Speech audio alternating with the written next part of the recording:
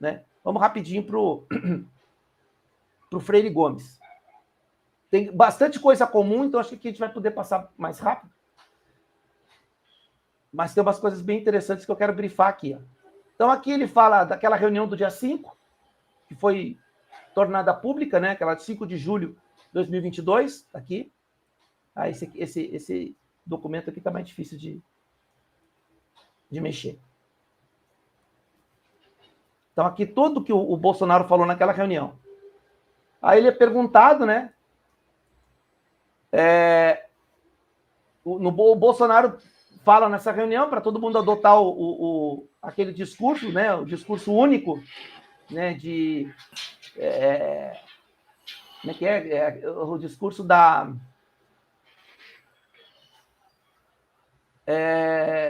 um discurso contrário ao sistema eletrônico, e o comandante disse, não, isso é um discurso político. Esse discurso ele foi dado para os ministros. A gente sabe que não foi, né? A gente sabe que aquilo era um recado para as Forças Armadas, porque o Paulo Sérgio estava ali. E o Paulo Sérgio usou linha de contato com o inimigo. Ele usou esse termo. Então, ele estava tratando o TSE como inimigo. Né? Ai, mas o TSE fez isso, o TSE fez aquilo, o TSE fez aquilo outro. Tudo o que o TSE fez. Se o Bolsonaro tivesse 70% dos votos, como ele disse que tinha, sem a prova de fraude, teria tido alguma influência no resultado das eleições? Gente, o Bolsonaro foi atacado de tudo quanto foi jeito em 2018, ganhou a eleição. As pessoas ainda diziam, quanto mais o Bolsonaro é atacado, é que nem massa de pão, mais cresce. Agora eles usam aquele subterfúgio de o TSE negou a investigação das inserções de rádio. O TSE não deixou eu fazer live na minha casa. O TSE é isso, o TSE é aquilo. Isso interferiu no resultado das eleições? O cara tinha 70% dos votos? Como ele não conseguiu a prova da fraude, ele apela para essa narrativa fajuta. Por mais desequilibrado que tenha sido, realmente tem indícios de desequilíbrio, isso não interferiria no voto das pessoas. Jamais. Até porque a propaganda da direita contra TSE, STF, etc., era muito mais forte, muito mais eficiente do que qualquer decisão do Alexandre de Moraes. Então, pelo contrário, inclusive, surtiria um efeito reverso. Essas decisões do TSE surtiram um efeito reverso. O que acabou com a eleição do Bolsonaro foram outras coisas, né? Outros comportamentos que o Bolsonaro teve e que a gente desconfia, né, Sérgio? Que era para justificar para os patrões que ele devia jogar para perder. Porque o Trump jogou para perder e perdeu, o Macri jogou para perder e perdeu, a Le Pen jogou para perder e perdeu, né? Se ele entende que o ministro da Defesa ou o comando do Exército está para garantir a reeleição do presidente da República, porque isso é dito pelo Paulo Sérgio. E ele disse, o Exército vai manter uma posição institucional imparcial sem interferir no processo eleitoral. Parabéns, general. Ressalta que atuou para manter a posição institucional do Exército de forma imparcial, né? O relatório técnico da comissão do Ministério da Defesa não evidenciou qualquer fraude no sistema eletrônico. Ele não coaduna com o discurso do Bolsonaro sobre fraude eleitoral. Sobre o Walter Delgatti, o brigadeiro não foi perguntado sobre Delgatti, mas o general foi, porque o Delgatti teria ido, inclusive, no Ministério da Defesa, segundo estão apurando aí. E ele disse que não conhece o cara. Falando do Mauro Cid, ele reconhece as ligações, né? Ele já tinha servido com o Mauro Cid como subordinado dele quando ele comandava o Batalhão de Ações de Comando, tá? E ele tinha, no momento, uma relação protocolar com o Cid. E sempre lembrou que tinha que adotar... sempre lembrou a Mauro Cid.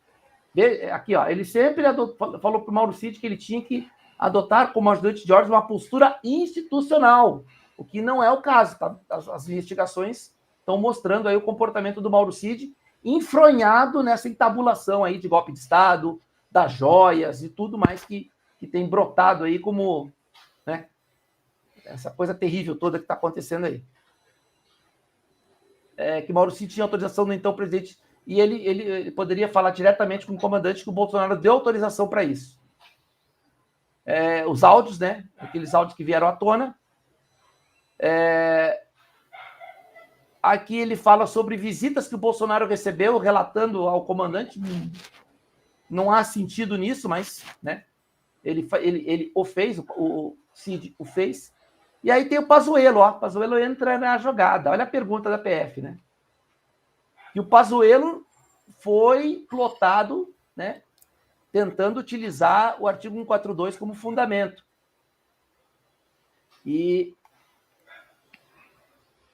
aí ele fala, isso é a palavra de um deputado federal, é uma questão política, né? Então, ele já era da reserva, já não era mais ativo, e aí o comandante disse, não, isso aí é problema político, né? Não vou entrar nessa seara. E aí, sobre a questão do 142, ele diz que não teria qualquer respaldo das Forças Armadas. Fala do Luciano Hang, né, uma reunião que aconteceu. Ele pergunta se recebeu contatos do Hang, do BR Nigre, do Sebastião Bonfim, da Centauro, a Frânio Barreira, do Coco Bambu. E ele diz que se o Exército recebeu documentos das empresas privadas, de pessoas físicas ou de partidos políticos para a elaboração do relatório, não recebeu nenhum contato desses caras para ajudar na elaboração do relatório. Fala do Fernando Selimento, ele diz que não tem conhecimento. Aí, a questão aqui da minuta, né? E aí ele fala aqui, ó, documento, não, é outro documento, endereçado ao ministro da Defesa, tal. Trata-se de uma minuta a ser assinada por representante do partido político que apresenta suportes e informações, novos dados, sobre a questão da rigidez e tal. Ele disse que não conhece o documento. Peraí. Ele disse que não conheceu esse documento aqui, então não vamos tecer muito mais consideração. Mas é interessante ver as perguntas, né? Repete o que falou o brigadeiro. No relatório não houve qualquer irregularidade capaz de mudar o resultado das urnas. Aí ele perguntado aqui, ó, lembra que o Bolsonaro não autorizou a divulgação dos resultados? Ele também não sabe informar, mas aqui ó, há indícios claros de que foi o Bolsonaro que evitou a divulgação daquele relatório das Forças Armadas, para dar tempo do Serimedo fazer aquela live. Aí ele pergunta sobre o tal do Éder Balbino, né? Ele diz que não conhece. Esse major de Nicole, que é da reserva, ele também disse que não conhece. Fala do Instituto Voto Legal. Ele disse que conheceu depois da apresentação do relatório do PL. Sobre o Valdemar, ele não sabe sobre a participação do Valdemar. E a questão da nota do Ministério da Defesa, um dia após a entrega do relatório. Aquela mesma pergunta que foi feita ao Batista Júnior. Ele não participou da elaboração da nota, então não tem. Aí sobre aquela nota, lembra? As instituições e ao povo brasileiro. Olha o que uns velhos falaram aqui logo que essa nota foi solta. Lembram quantas vezes eu falei? Olha aqui, ó. As Forças Armadas estão falando da Casa do Povo, Congresso Nacional. Foro adequado para discussão seria o Congresso Nacional e não as instituições militares. O intuito daquela nota foi dizer isso. Lembram quando essa nota saiu, que nós comentamos aqui? Pois é exatamente o que o general está dizendo aqui. Sérgio, eu acho que a gente estava nessas reuniões, cara, não é possível. Não é? Pois é. Tudo que nós falamos... Insiders. Nós somos insiders. Nós temos parte com os extraterrestres. Isso. Cara, é impressionante. Nós e a Carol Capel. Nós e a Carol Capel, bem lembrado. Meu Deus. Aí, pois é. Aí a pessoa não aguenta, vem aqui, não sei porquê, aí fica rasgando a calcinha no chat. Pois eu não quero ouvir mais. Eu não quero ouvir, vai embora. O canal nem monetizado não precisamos nem do dinheiro de vocês. Vocês estão aqui porque vocês querem. Aí o general disse que a nota tinha o único intuito de apontar o caminho para o Congresso Nacional, tá? Para quem diretamente? Para os tais parlamentares de direita, né, conservadores, que não fizeram porcaria nenhuma e só queriam cobrar das Forças Armadas. Aí a PF falou para ele que no telefone do Mauro Cid foi encontrado um áudio dizendo que essa nota seria importante documento para manutenção e intensificação dos movimentos dos quartéis. Vejam como eles distorceram a nota, tá? E levaram para o lado que eles queriam. Aí tem de novo falando sobre a nota, né? O objetivo era demonstrar que as manifestações não deveriam ocorrer em frente às instalações militares, e sim no âmbito do Poder Legislativo. Então, o que eles queriam dizer? As manifestações são justas, são pacíficas, são ordeiras, mas tem que haver cobrança da Casa do Povo. Eles já disseram que o Congresso deveria atender às demandas urgentes e legais do povo brasileiro. Deixa eu ver aqui. Perguntaram por que eles não desmobilizaram as manifestações. E aí ele apresenta um parecer do Conjur, tá? Dizendo o seguinte: o entendimento jurídico era de que o Exército tinha apenas o poder de polícia administrativa. Ele não podia desmanchar os acampamentos sem uma ordem judicial. Eles só podiam fazer preservação do patrimônio da instituição e a integridade física e circulação das pessoas.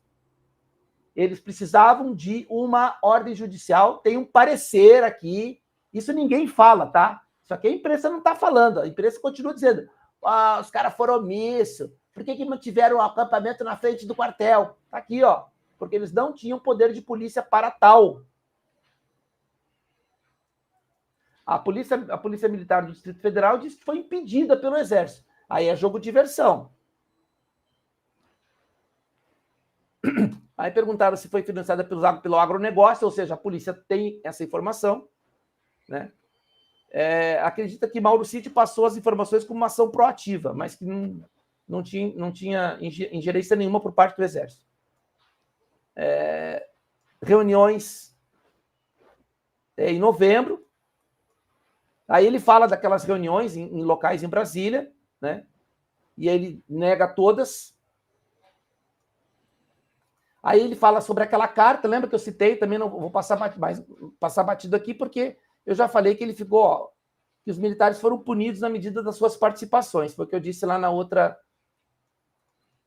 no relato do Brigadeiro. Pressionaram o depoente a aderir ao golpe de Estado, era esse o intuito da carta, claro que é. E ele disse: não é permitido qualquer manifestação política de oficiais da ativa. Ponto, acabou. E aí ele fala aqui, ó. Aqui, ó.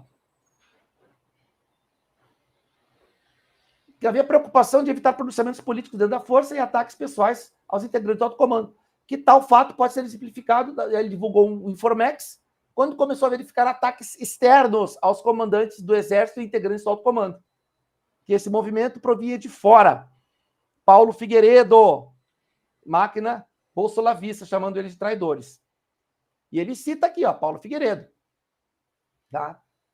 Por não ter tido... Deixa eu ver se aqui é ele que fala. É ele quem fala. Sim, ó, olha aqui, ó. General Freire Gomes usando a expressão golpe de Estado. Ô, seu Malafaia, tá aqui, ó. Tu leu o documento, Malafaia? Não leu, né? E se leu, tá mentindo. Se não leu, tá mentindo igual, porque convém, né? Ah, não li e tal. Então, aí fica para dar desculpa, né? É melhor não ler. Ele possivelmente estava atuando no interesse de pessoas que queriam ruptura institucional. Aí veio a carta de novo. Aí o que o...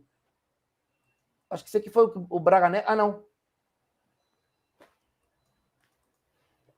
Covardia e injustiça são as qualificações mais abomináveis por soldados de verdade. Referir-se ao depoente, com certeza. Aí ele falou, esse depoente esteve no Palácio Planalto após o segundo turno, ele disse que esteve em diversas datas, a mesma coisa que o Brigadeiro.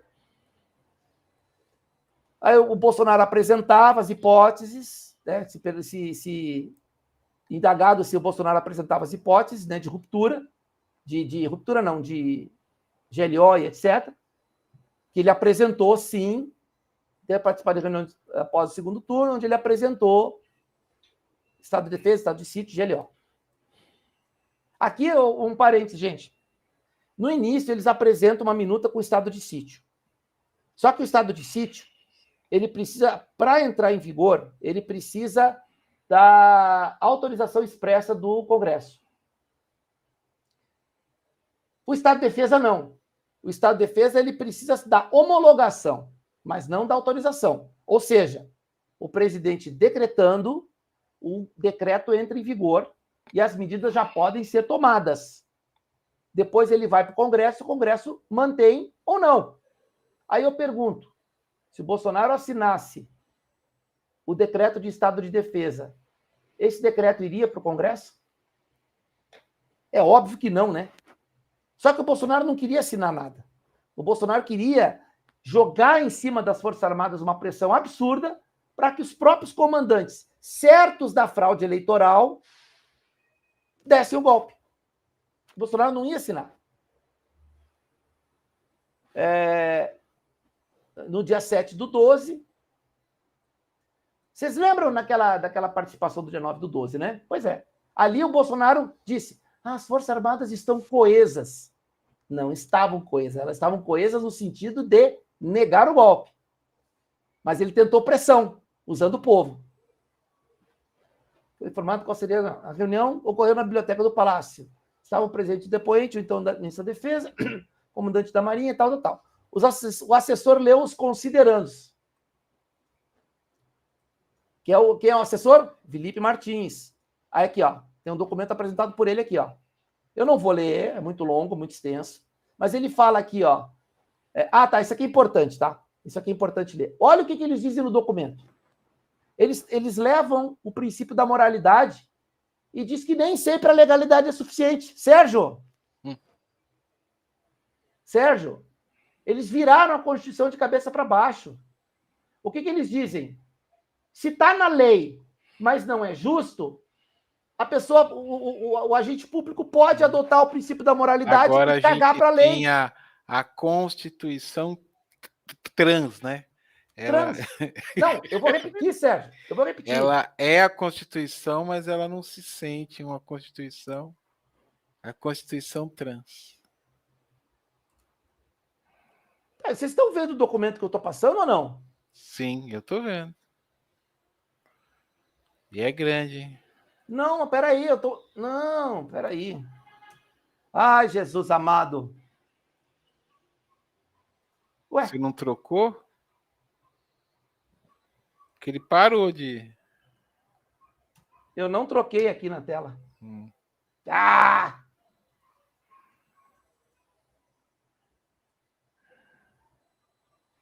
Peraí.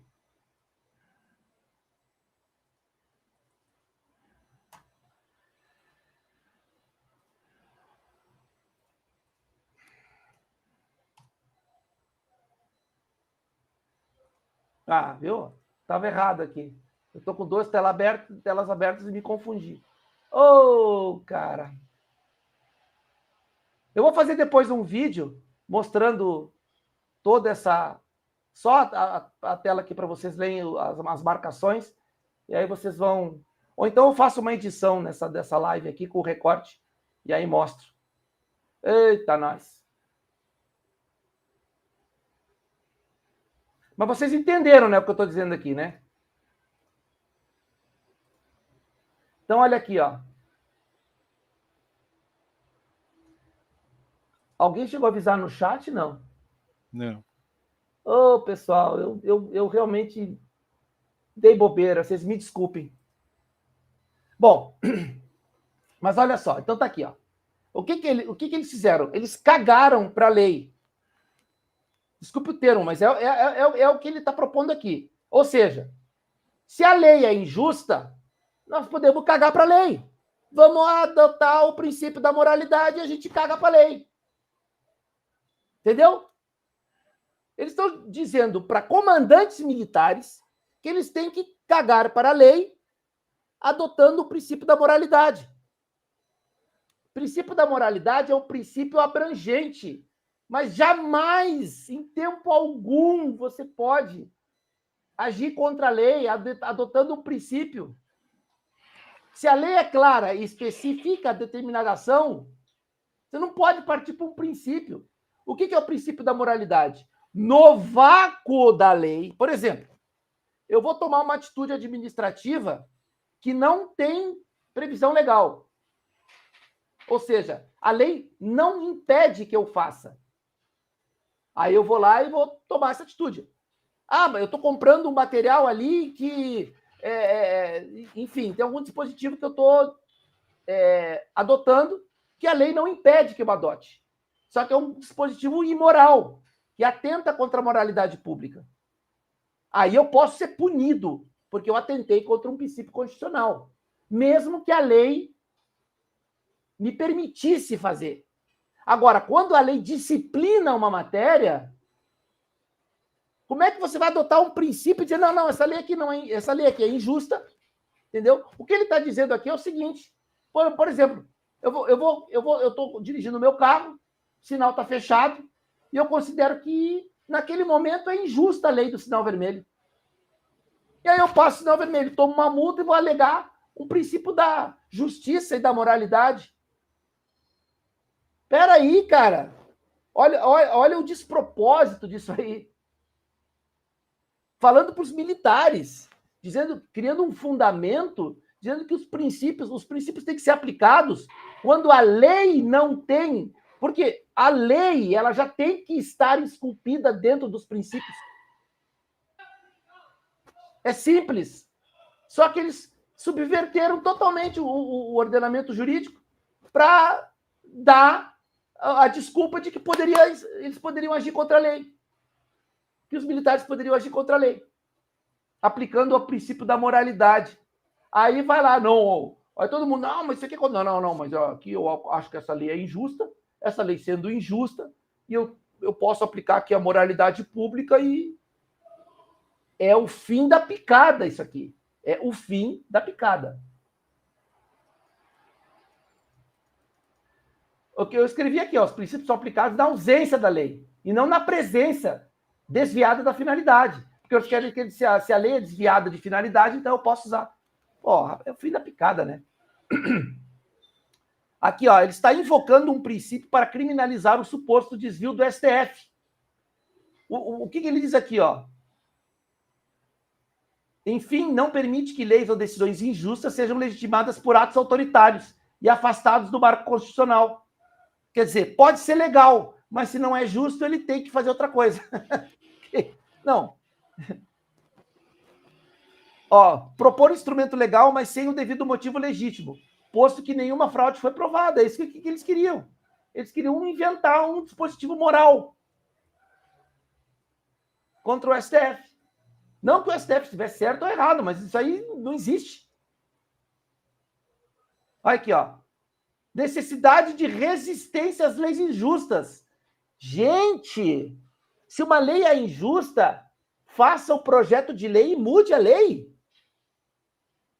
Ou entre com uma ação no Supremo advogando o descumprimento de preceitos constitucionais. Mas simplesmente desconsiderar a lei... Quer dizer, o Alexandre de Moraes agiu dentro da lei, mas como ele foi injusto, ele não foi moral, nós podemos ele agiu dentro da lei, mas ele é careca, então não vale. É isso aí. Se a lei é injusta, que se mude a lei, mas jamais se tivesse cabelo, eu acatava, mas é careca, fim da picada. Não vale. Então, já falei da jogada do Estado de Defesa. Olha que eles usam dentro de um decreto presidencial. Jogando de forma inconstitucional dentro das 4 linhas. Que termo é esse para um decreto? Mas esses olavistas são estúpidos demais. Cara! Né? Meu Deus do céu. Aí foi o Felipe Martins que apresentou. Papapá, pipipi. Só faltou ter gíria. Ele e o Batista Júnior. Que na verdade tem, né? Essa gíria aí foi o babaca do Bolsonaro que inventou, né? Pois é. Exatamente.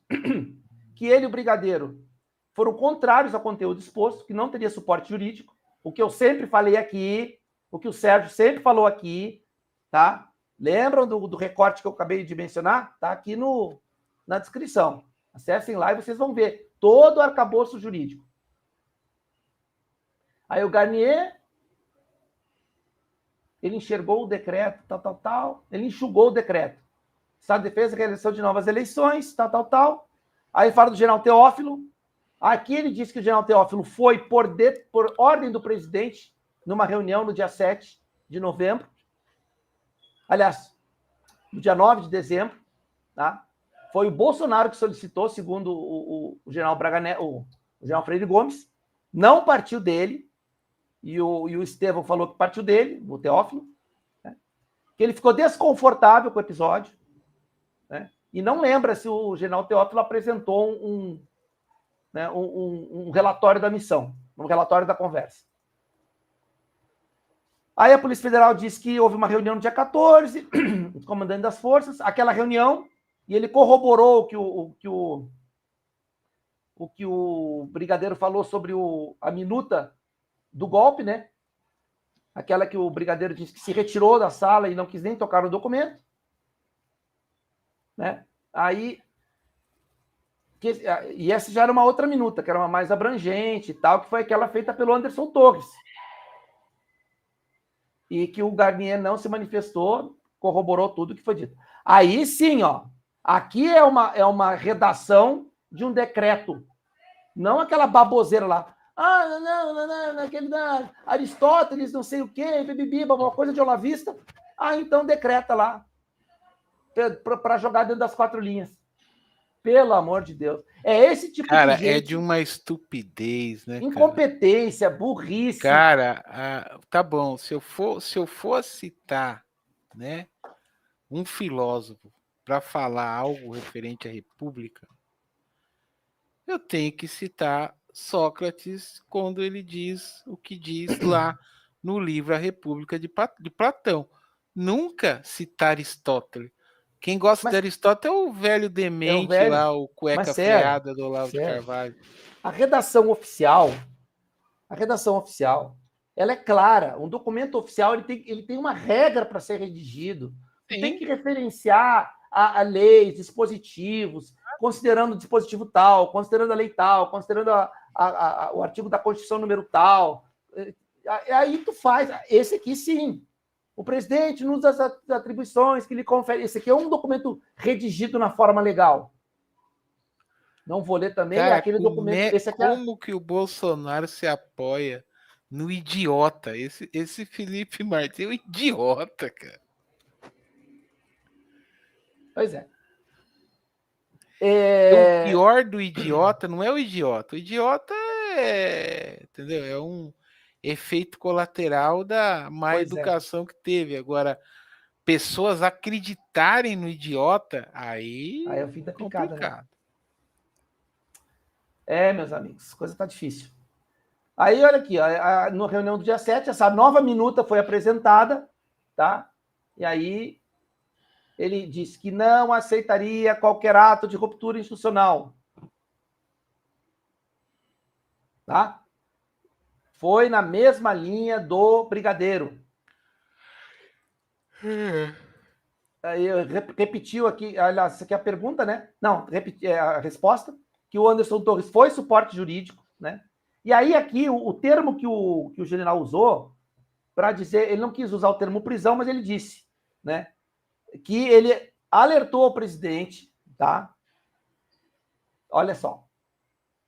Que inclusive chegou a esclarecer ao então presidente da República que não haveria mais o que fazer em relação ao resultado das urnas. E que poderia resultar na responsabilização penal. Prisão. Ele usou o termo responsabilização penal. O senhor vai ser responsabilizado penalmente. Acabou. Claro que esse termo é mais abrangente, né? Não é um termo, eu vou te prender. Mas ele disse isso. Né? Essa resposta é que ele deu na oitiva. Mas lá ao vivo eu sei que ele falou porque o brigadeiro falou. Se em alguma reunião com o então presidente Bolsonaro, depois deixou claro que nenhum instituto jurídico que decretasse serviria para mantê-lo no poder. Ó. Mesma coisa, a ideia de tentar manter no poder. E aí ele repetiu, ó, essa aqui é a pergunta, tá? Não haveria possibilidade de reverter o resultado das eleições. Olha aqui o Ives Gandra, poder moderador, que não haveria a mínima possibilidade de utilização do artigo como poder moderador. O que nós falamos aqui, a miúde, no detalhe, e que o Ives Gandra estava usando do seu conhecimento jurídico para criar um factoide, uma mentira. Não há poder moderador, não existe isso na Constituição.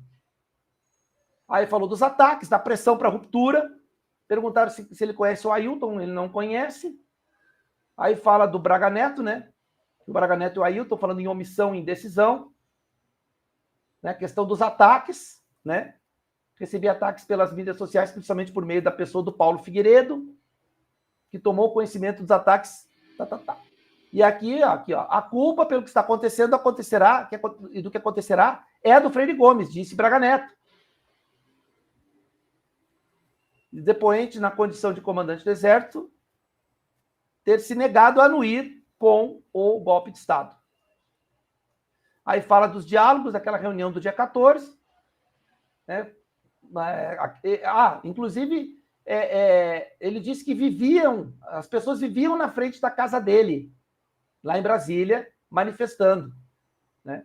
E tinha foto, inclusive, que apareceu nos diálogos, as mensagens do Ailton com o Braga Neto. Tá?